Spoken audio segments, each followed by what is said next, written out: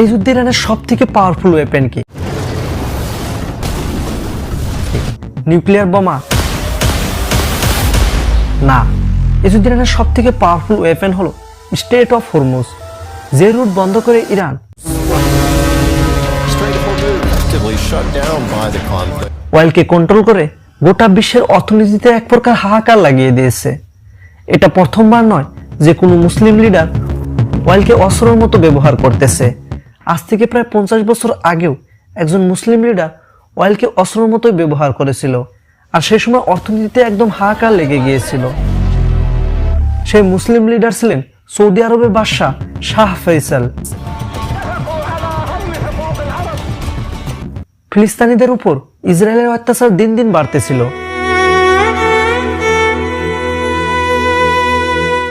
যা দেখে সে সময় সৌদি আরবের বাদশাহ শাহ ফয়সাল গোটা বিশ্বের মুসলিম কান্ট্রিগুলোকে ইউনাইট করেন।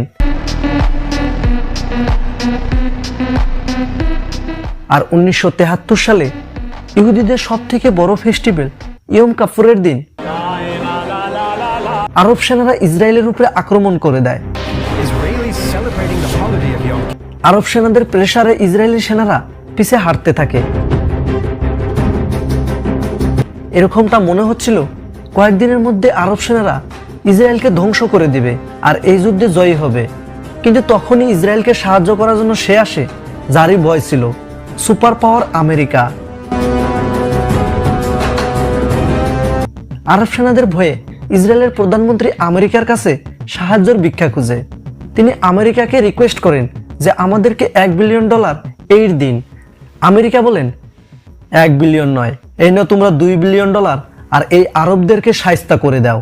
এই যুদ্ধে আমেরিকা ইসরায়েলকে শুধু টাকা দিয়ে সাহায্য করেছিল না, fighter jet, tank, machine gun সবকিছু দিয়ে সাহায্য করে। তারপর আর কি, আমেরিকার সাহায্যে ইসরায়েল এই যুদ্ধে জয়ী হয়। এই সব কিছুর বিষয়ে যখন সৌদি আরবের বাদশাহ শাহ ফয়সাল জানতে পারেন, তিনি সৌদির অয়েল মিনিস্টারকে ডেকে বলেন আমেরিকার দিকে পাঠানো সব অয়েল এখনই বন্ধ করে দাও। আর আজকের থেকে আমেরিকা আরবদের 1 ফোঁটা তেল পর্যন্ত পাবে না। তারপর আর কি, আমেরিকা খতম, বাই বাই, টাটা। কেননা আমেরিকা তখন 80% অয়েল আরবদের থেকে কিনত। আর এই জিনিসটি আমেরিকার জন্য এত বড় মুসিবত হয়ে দাঁড়ায় যে দ্বিতীয় বিশ্বযুদ্ধের পর আমেরিকান মার্কেট কখনো এত বাজেভাবে ক্রাশ হয়নি। আমেরিকায় গাড়ি চালানোর জন্য জ্বালানি পর্যন্ত শেষ হয়ে যায়। ইভেন আমেরিকার মতো সুপার পাওয়ার কান্ট্রি প্রথমবারের মতো লোডশেডিং এর মতো সমস্যার সম্মুখীন হয়।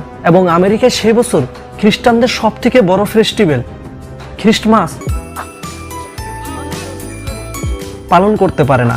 সাধারণত যেই ফেস্টিভ্যাল লাইটিং দিয়ে জাঁকজমক হয়ে থাকে, সেই বছর আমেরিকায় খ্রিস্টমাসের সময় চারিদিকে শুধু অন্ধকারই অন্ধকার ছিল। তারপর আর কি, ওয়েস্টার্ন লিডারদেরকে শাহ ফয়সালের সামনে নত হতেই হয়। কিন্তু তার কয়েকদিন পরে শাহ ফয়সালের ভাতিজা তার সাথে বিশ্বাসঘাতকতা করে হত্যা করে।